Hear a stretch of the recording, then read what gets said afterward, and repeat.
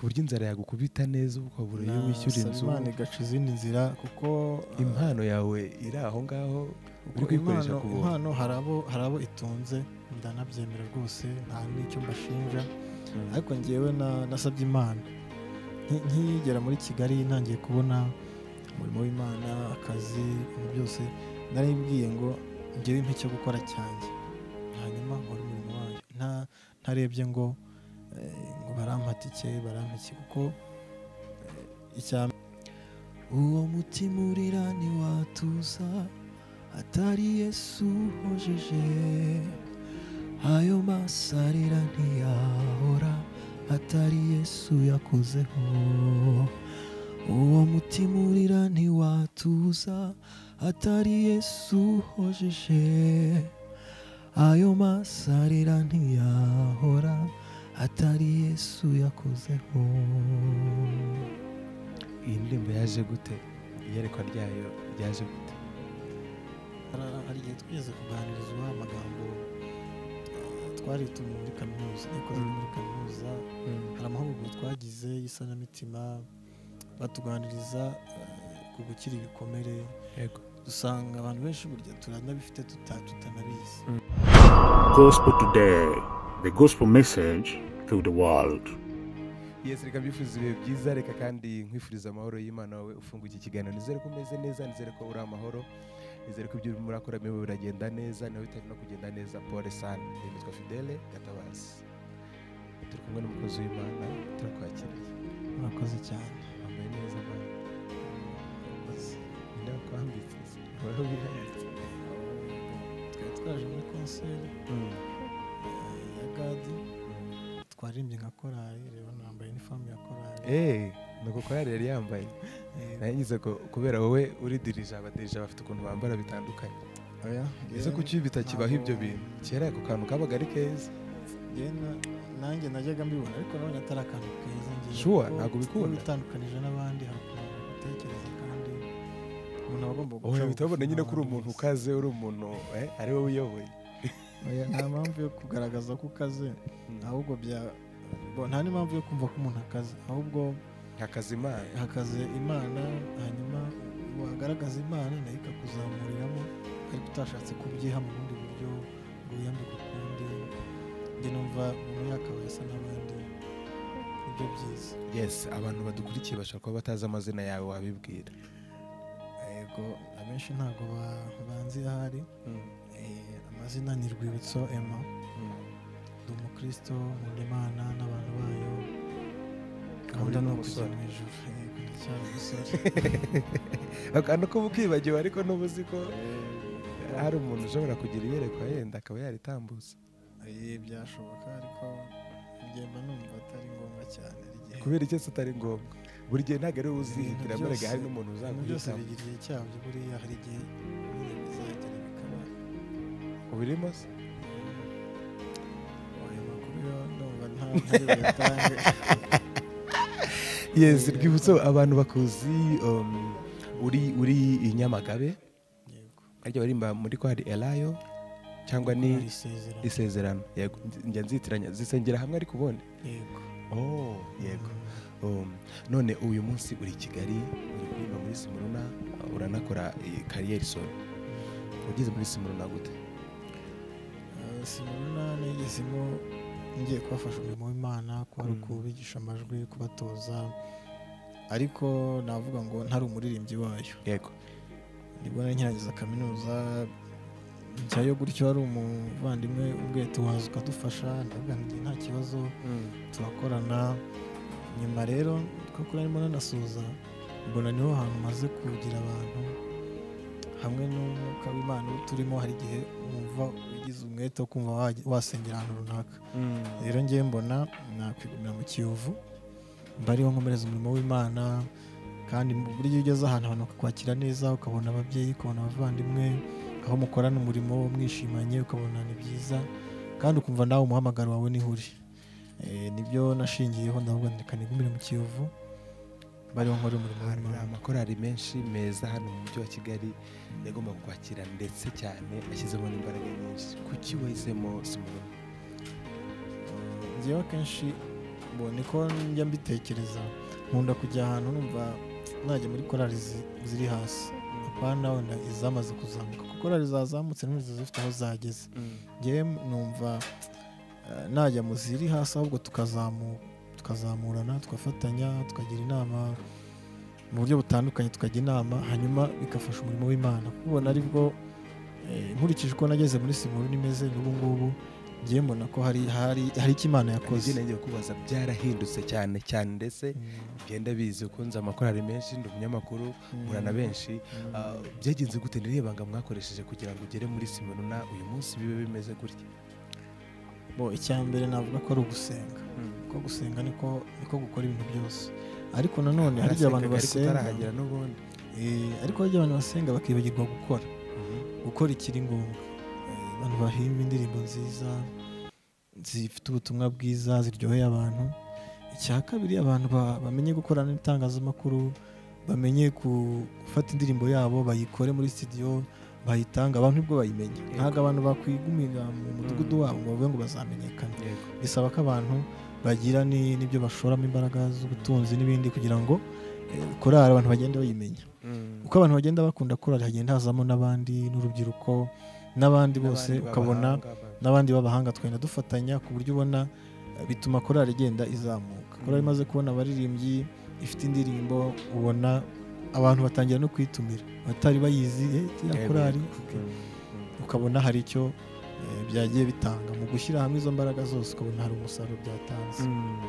Mu by'ukuri nk'umutoza nk'umuririmbyi ugiye muri korali ugiye kubigisha cyangwa se ugiye kugira ibyo ubafasha hari izindi korali zikurambagiza zihita zikubona zikavuga ziti uriya muntu yatubera uw'umumaro uyu munsi ageze korali kwa approachinga utwigishe birumvikana byo kubigisha byo wabigisha ariko bibaye ngombwa ko bavuga bati noneho tunagumane? Byo byagorana kuko njye ntawe nkunda kuba ahantu gutya henshi nyine ubwo aho ndi ni mu Kiyovu abandi nabafasha bisanzwe nkuko nawe harigize umuntu gusaba ati mfasha iki wakimufasha n'uko ufite naho barizwa hawe wita mu rugo ko burya nta muntu utagira mu rugo.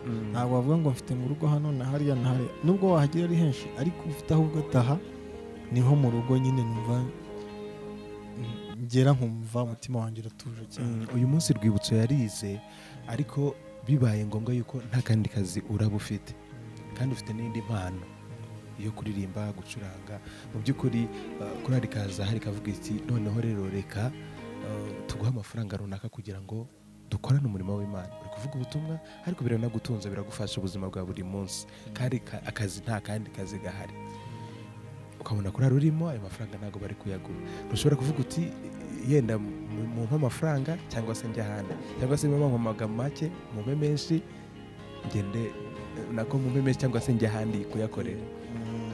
Bongewe icyo cyifuzo ntabwo njya numva nakigira ku buryo inzara yagukubita neza ukabura iyo wishyura inzu Imana igaca izindi nzira kuko impano yawe iri aho ngaho uri kwikoresha ku buntu. Impano hari abo itunze ndanabyemera rwose nta n'icyo mbashinja ariko njyewe nasabye Imana nkigera muri Kigali ntangiye kubona umurimo w'Imana akazi ibintu byose naribwiye ngo njyewe impe cyo gukora cyanjye hanyuma nkora umurimo wayo ntarebye ngo barampatike barampiki kuko icya mbere nabonye rimwe na rimwe hari igihe biguteranya n'abantu bari kumwe gutyo bigatuma bakubona nk'umuntu wenda umucanshuro umuhashyi n'utundi tuzina singaye ababikora ko nabyo nyine ni uburyo bw'akazi kandi nanjye mbibubahira. Hari abo tujya dukorana mu ubwo buryo cyangwa se nanjye hari abambwira ati dufashe ibi n'ibi iyo ngiye aho ngaho ndabafasha ariko ntabwo ngewe ngenda bambwira ngo ndabaca gutya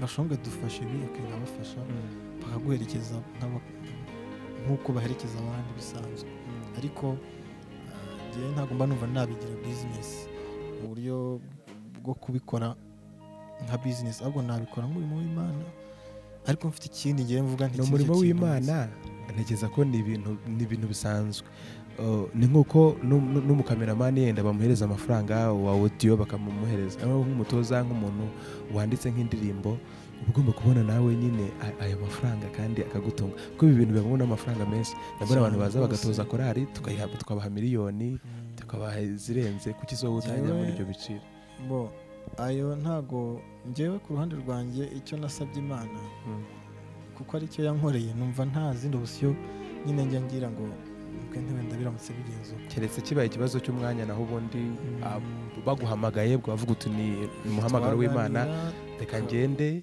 mbafashe twabiganiraho tukareba uburyo bwo gukorana ariko nabwo bitavuze ngo ku giciro njyewe bashobora kumpa amafaranga nanayafata ariko ntago njyewe navuga ngo ndakora negociation zabaho ngo mubwe ngo muri kumpa make muzamure mugere muri 500 njyewe nabereka ibyamfasha kugira ngo nkore umurimo sibyo wenda nk'urugero niba wenda ndi bujye nka Rwamagana kuva hano i Kigali njya Rwamagana ntabwo ndi bugende n'amaguru sibyo shobora ati mushyiremo essence inzi hanyuma ibyo wenda ngiye bikamfasha kugira ngo mpagere dukorane bitewe n'umwanya nanjye mfite cyangwa se n'uburyo ibyo byakundamo ariko njyewe ntabwo mbitekereza ko nabikora nka business nyine ureba business habaho no kuvuga ati ugaca ku mpande bavuga ati mu makazi mugira ute nyine business turayumva habaho no kubitereta no kubishyira imbaraga njyewe mbikora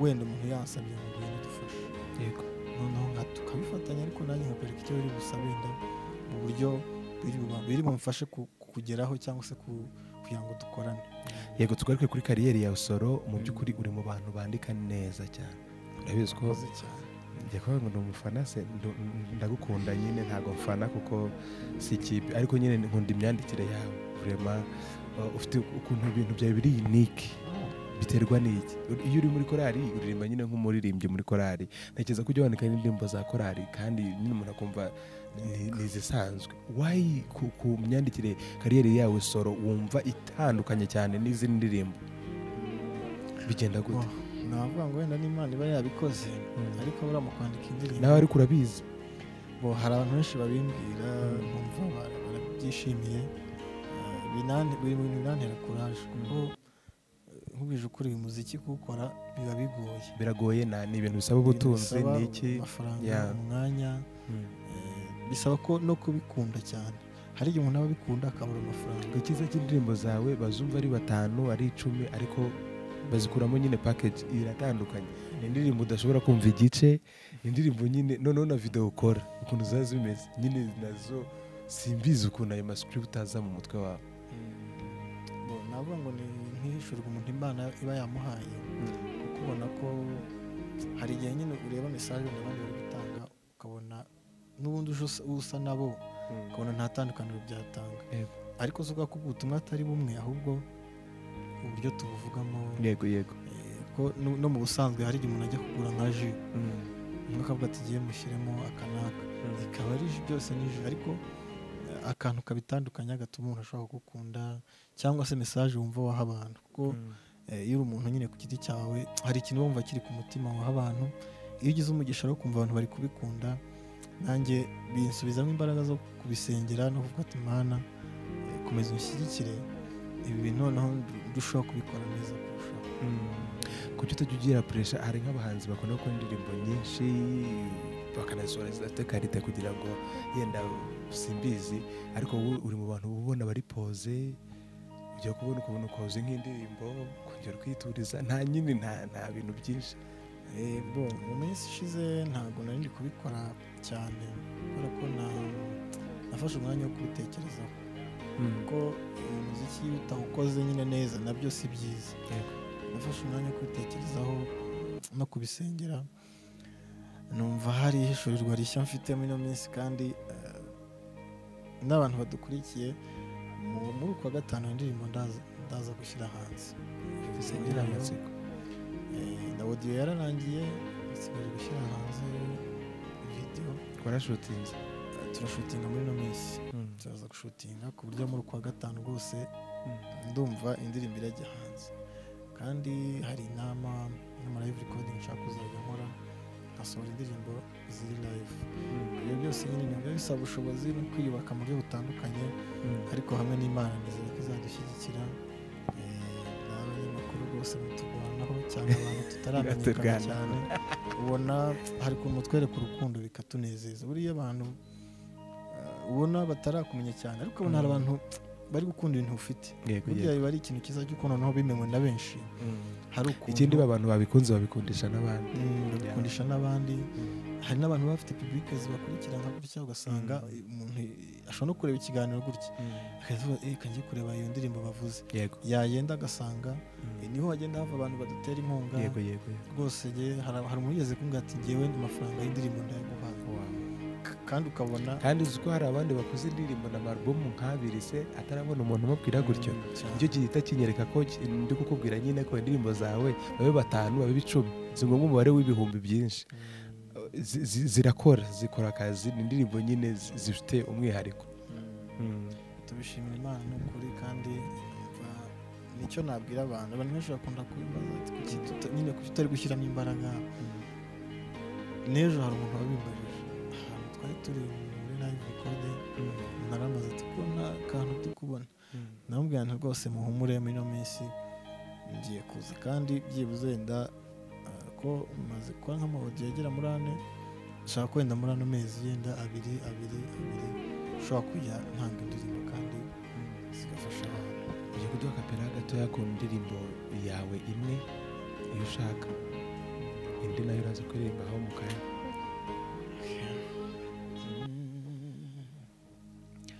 Uwo mutima urira ntiwatuza atari Yesu uhojeje, ayo masarira ntiyahora atari Yesu yakozeho.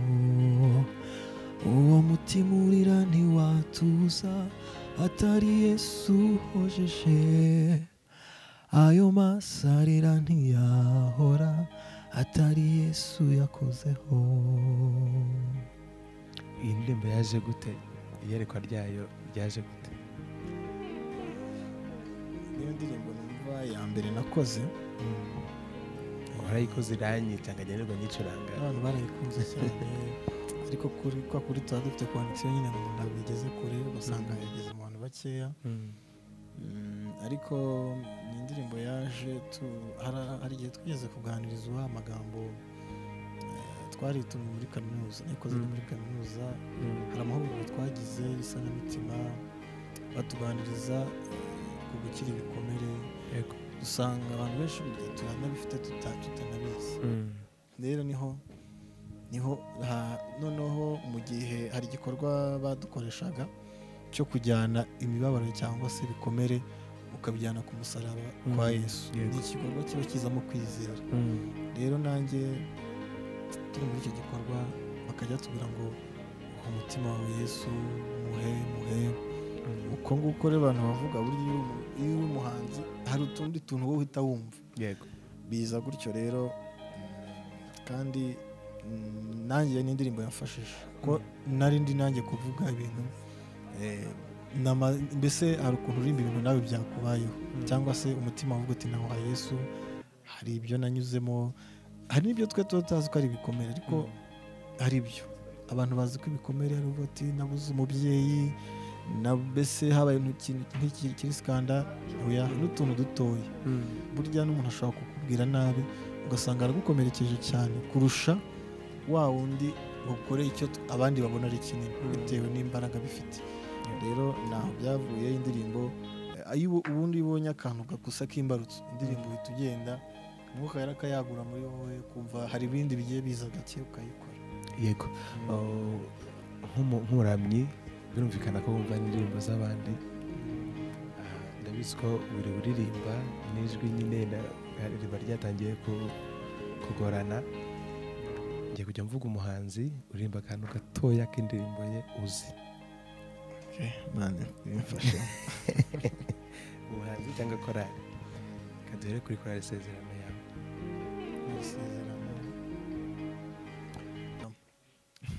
Ese ubu uracyagiye bagize nk'ibikorwa binini cyangwa basohotse ushobora kujya kubafasha cyangwa warasezeye burundu? Oya njyayo kuko n'ejo twari muri live recording.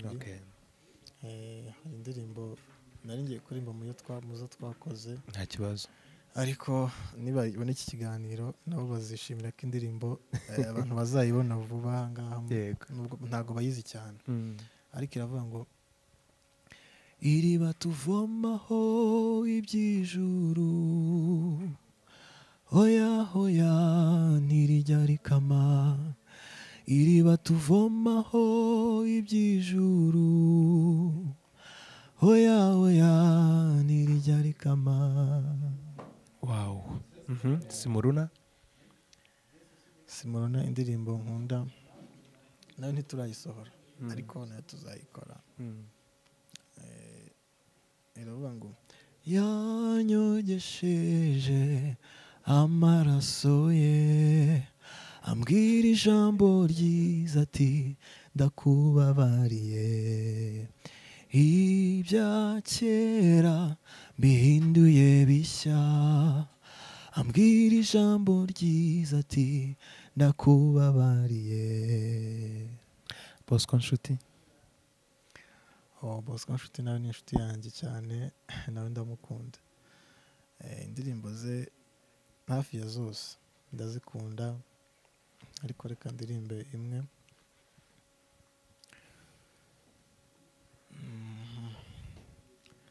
ko nazo simbuzi iyo mpitamo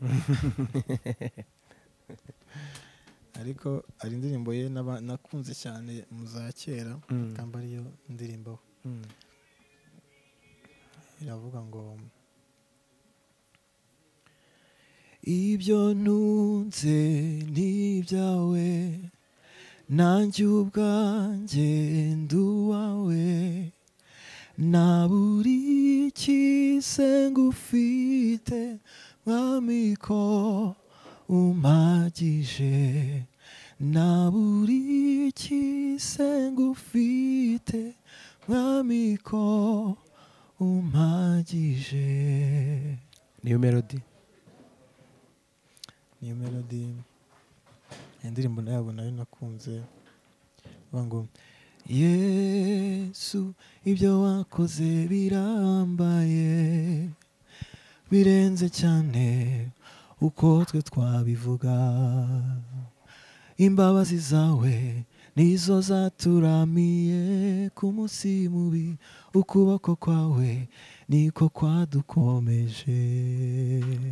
Shadow Sinza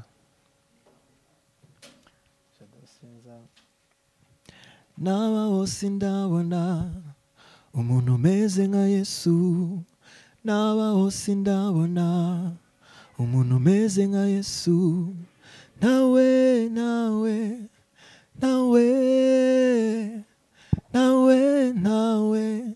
ngaho nazambwire. Vestine na Dorcas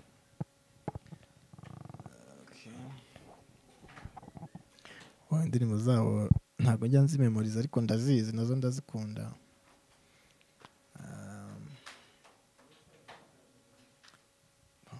mfasha kwibuka nk'iyindi ukunda. ngiye nkunda zose zanahawe ijambo za imbaraga zawe iyo ngiyo nanjye ndayikunda.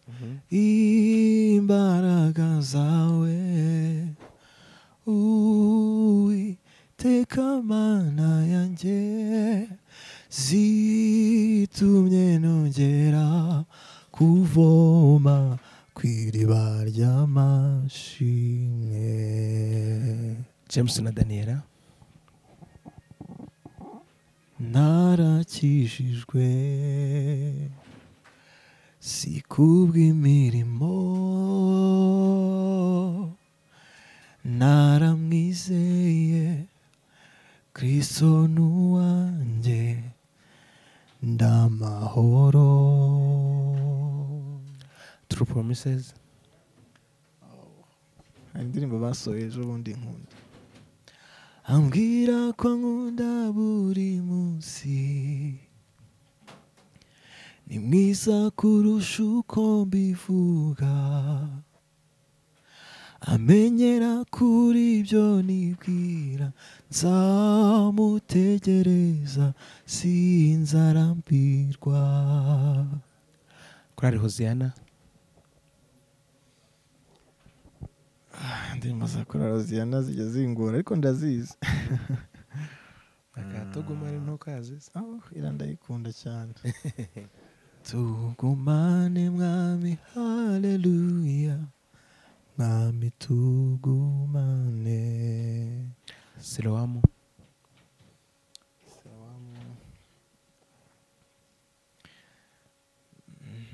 Siloamu indirimbo zabo nazo ndazikunda.